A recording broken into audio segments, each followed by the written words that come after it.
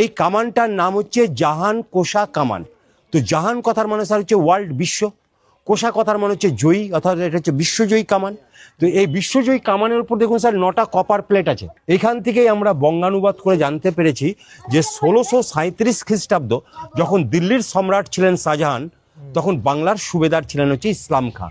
আর ইসলাম খাঁর অধীনে একজন বাঙালি কর্মকার ছিলেন যার নাম হচ্ছে জনার্দন কর্মকার। তিনি এই কামান ঢাকাতে তৈরি করেছিলেন। তো এই কামানের ওজন হচ্ছে স্যার হচ্ছে 7 টন, মানে 7000 কেজি। আর এইটাকে স্যার বলা হয় গাদা কামান।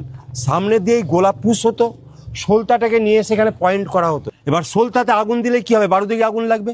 বারুদ স্যার এদিকে যত ধোঁয়া প্রোডাক্ট করবে, গোলার বেগ হচ্ছে স্যার তত বেড়ে যাবে। এটাকে বলা হয় টার্গেট পয়েন্ট। সামনে উঁচু অংশটাকে বলা হয় ফ্লাই বা মাছি। স্যার এর 4টে কাঠের চাকা সিস্টেম ছিল।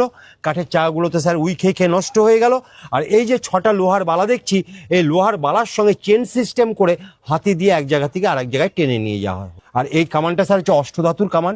এর মধ্যে যে শুধু লোহা আছে তা না, এর মধ্যে তামা, দস্তা, সিলিকন এরকম 8 রকমের ধাতু আছে, যার জন্য ধরুন স্যার 400 বছর ধরে এর উপর রোদ বৃষ্টি জল সব সময় পড়ছে, কিন্তু কোনো রয়েস্টারিং নেই স্যার, কোনো জং নেই।